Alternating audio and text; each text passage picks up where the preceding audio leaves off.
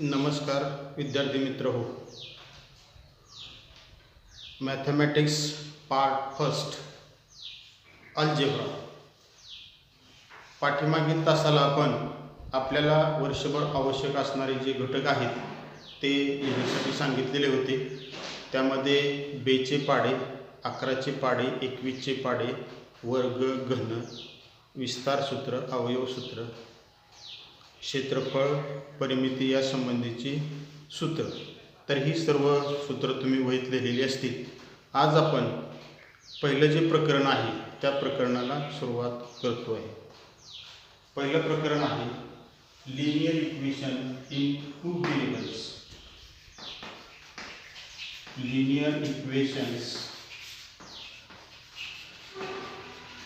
In two variables.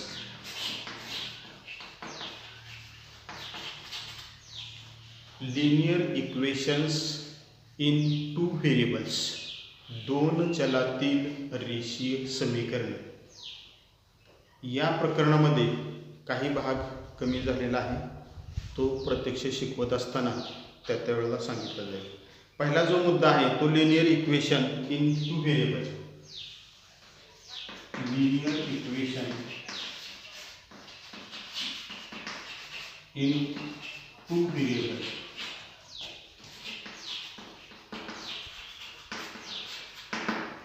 Linear equations in two variables. दोन चलातील रेषीय समीकरणे. आता या ठिकाणी व्हेरिएबल हा शब्द आलेला आहे. समजा 5x असं जर असेल तर x ला आपण व्हेरिएबल म्हणतो, व्हेरिएबल चल, आणि 5 आहे त्याला कोइफिशियंट. 5x असं जर असेल तर x हे व्हेरिएबल आहे म्हणजे चल आहे आणि 5 हा कोइफिशियंट आहे. तसंच 7y व्हेरिएबल, 7 कोइफिशियंट सहगुणक. आता इथं x y ही व्हेरिएबल्स आहेत, त्याच्या किमती बदलतात, त्याच्या किमती निश्चित माहीत नसतात. तसं कोइफिशियंट्स जे आहेत 5, 7, 5 म्हणजे 5 फिक्स किंमत असते, ती बदलता येत नाही, कॉन्स्टंट व्हॅल्यू असते. 7 म्हणजे 7च, ते फिक्स किंमत आहे. तसं y निश्चित किती हे माहीत नाही, x किती हे माहिती नाही. म्हणून x, y या z यासारखी जी अक्षर वापरतो आपण ती अक्षर व्हेरिएबल आहेत आणि हे कोइफिशियंट्स आहेत. Linear equation in two variables. दोन चलातील रेषीय समीकरणे म्हणजे ज्या समीकरणामध्ये दोन चल असतील. अन इक्वेशन हॅज टू व्हेरिएबल्स. ज्या समीकरणामध्ये दोन चल असतील आणि त्या चलावरचा डिग्री त्याला आपण कोटी म्हणतो, तो 1 असला पाहिजे. जी व्हेरिएबल्स वापरणार आहे x y ही व्हेरिएबल आहे, त्या व्हेरिएबलची डिग्री म्हणजे घातांक, कोटी, सर्वात मोठी घातांक जो आहे तो 1 असला पाहिजे. म्हणजे ज्या समीकरणामध्ये दोन चल व्हेरिएबल्स असतील आणि जी व्हेरिएबल्स वापरलेले आहेत त्या व्हेरिएबलची डिग्री 1 असली पाहिजे, तर त्या इक्वेशनला आपण लिनियर इक्वेशन्स म्हणतो. An equation which contains two variables and the degree of each term containing variable is 1 is called linear equation in two variables. तर दोन चल असली पाहिजेत, कंटेन्स टू व्हेरिएबल्स, दोन चल असली पाहिजेत आणि प्रत्येक टर्म जे आहे, प्रत्येक पद जे आहे त्या प्रत्येक पदामधला व्हेरिएबलची डिग्री ही 1 असली पाहिजे, कोटी 1 असली पाहिजे. त्या इक्वेशनला आपण linear equations in two variables असं म्हणणार आहे. Linear equation in two variables याचा जनरल फॉर्म जो आहे तो ax + by + c = 0. ax plus by plus c is equal to 0 is the general form of linear equation in two variables. म्हणजे दोन चलातील रेषीय समीकरणाचे सामान्य रूप ax अधिक by अधिक c बरोबर 0. या ठिकाणी x आणि y ही व्हेरिएबल्स आहेत. a b c are real numbers.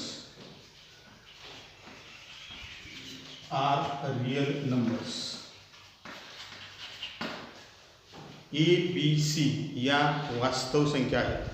आपणाला माहीत आहे संख्यांच्या संदर्भात नॅचरल नंबर्स 1 पासून सुरुवात करतो आपण त्याला 1 2 3 4 5 नॅचरल नंबर्स, त्यामध्ये 0 आला होल नंबर्स, त्यामध्ये निगेटिव्ह नंबर्स असतील इंटिजर नंबर्स, त्यामध्ये 1/2 3/2 अपूर्णांक जर असतील तर रॅशनल नंबर, √2 √3 या पद्धतीचे असतील इररॅशनल नंबर.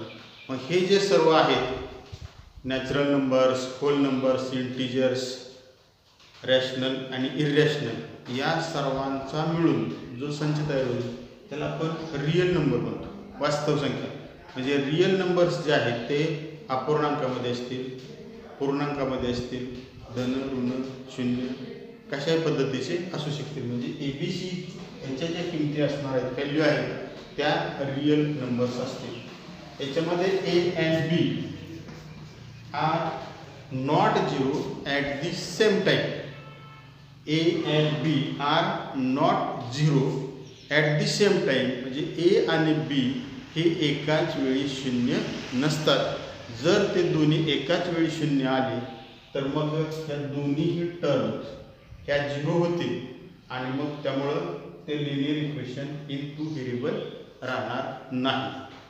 तर तुमच्या लक्षात आलं असेल linear equation in two variables कशाला म्हणायचं. तर ज्या इक्वेशन्समध्ये टू व्हेरिएबल्स असतील आणि प्रत्येक टर्ममध्ये जे व्हेरिएबल आहे त्या व्हेरिएबलचा डिग्री 1 असला पाहिजे. General form x plus by plus c is equal to 0 हा आहे. एक्स आणि y हे व्हेरिएबल्स आहेत.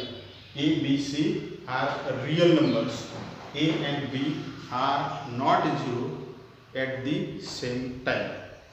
यामध्ये आपल्याला ॲक्टिव्हिटी दिलेली आहे आणि ती ॲक्टिव्हिटीमध्ये ते रिअल नंबर्स आहेत का ते विचारलेले आहे. Activity complete the following table. या ठिकाणी एक टेबल दिलेलं आहे आणि टेबलमध्ये काही इक्वेशन्स दिलेले आहेत. ती इक्वेशन्स लिनियर इक्वेशन आहेत का ते विचारलेलं आहे.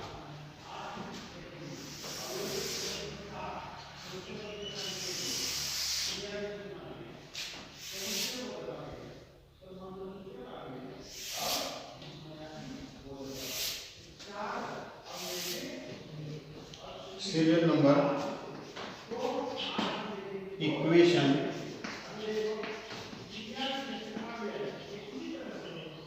is the equation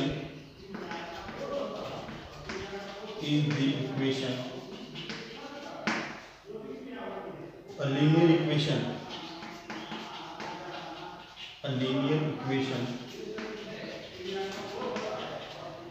in two variables.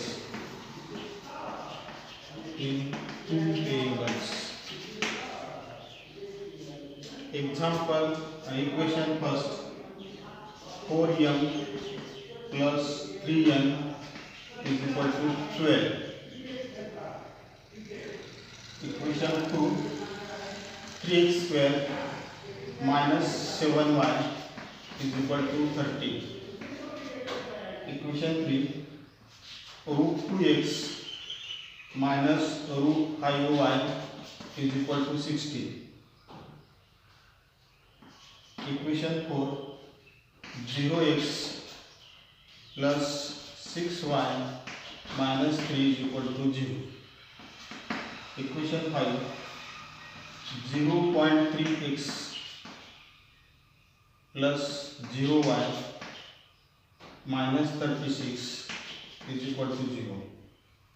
Equation 6 4 upon x plus 5 upon y is equal to 4. Equation 7 4xy minus 5y minus 8 is equal to 0. या ठिकाणी इक्वेशन्स दिलेले आहेत आणि ही इक्वेशन्स दोन चलातील रेषीय समीकरणे आहेत का? Is the equation a linear equation in two variables? दोन चलातील रेषीय समीकरण आहे का? आता जनरल फॉर्म जो आहे तो ax plus by plus c is equal to 0 असा आहे. मग या स्वरूपामध्ये जर ते इक्वेशन असेल तर ते लिनियर इक्वेशन आहे म्हणायचे. यामध्ये दोन चल असायला पाहिजेत. दोन चलांचा डिग्री हा 1 असला पाहिजे. ए बी सी ह्या रियल नंबर्स असतील. Equation first 4m plus 3n is equal to 12. इथं m आणि n हे टू व्हेरिएबल्स आहेत. 4, 3, 12 हे रियल नंबर्स आहेत. म्हणजे हे दोन चलातील रेषीय समीकरण आहे. Yes. Is the equation a linear equation in two variables? Yes. Equation 2 3x² minus 7y is equal to 30. इथं टू व्हेरिएबल्स आहेत, परंतु पहिलं जे व्हेरिएबल आहे त्याचा डिग्री 2 आहे. आपल्याला डिग्री 1 पाहिजे. म्हणजे हे दोन चलातील रेषीय समीकरण नाही. No. √2x minus √5y √5y is equal to 16. इथं x आणि y हे टू व्हेरिएबल्स आहेत. √2, √5, 16 हे रियल नंबर्स आहेत. म्हणजे हे लिनियर इक्वेशन आहे. Yes. Linear equation in two variable.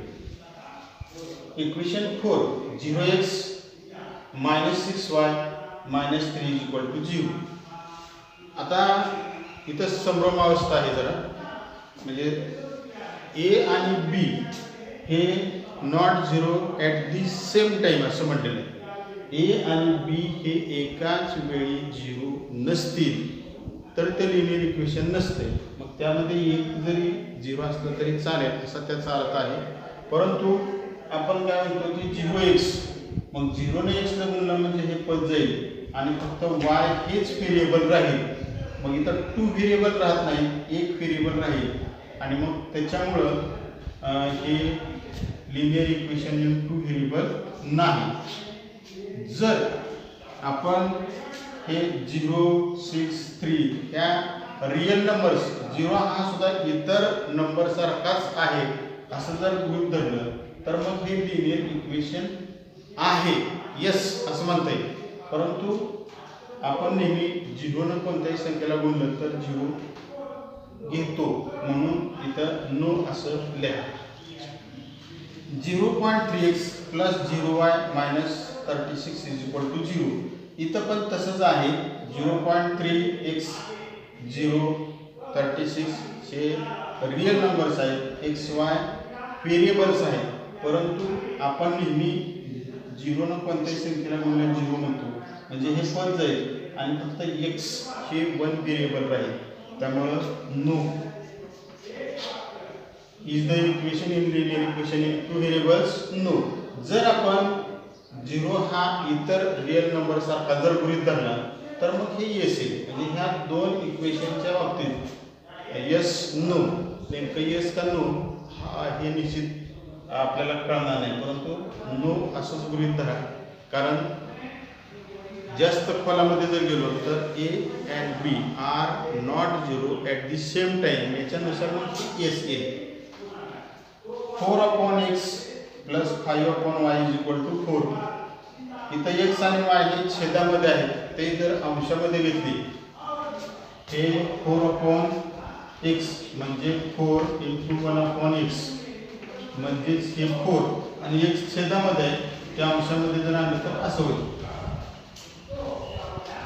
4x⁻1 आणि हा डिग्री जो आहे तो आपल्याला 1 पाहिजे. हा -1 आला. तसंच हे y पण छेदामध्ये आहे, ते अंशामध्ये जर आणलं तर मायनस होईल. इतर 2 व्हेरिएबल्स आहेत परंतु डिग्री 1 नाही, त्यामुळे हे लिनियर इक्वेशन नाही, लिनियर इक्वेशन इन 2 व्हेरिएबल नाही. 4xy minus 5y minus 8 is equal to 0. इतर 2 व्हेरिएबल्स आहेत परंतु इथं x y ही 2 व्हेरिएबल्स एकाच ठिकाणी आहेत. याचा डिग्री 1 याचा डिग्री 1 आणि हे 1 1 2 होईल. मग हा डिग्री 2 जर असेल तर त्याला आपण लिनियर इक्वेशन इन 2 व्हेरिएबल म्हणत नाही, त्यामुळे हे पण नो.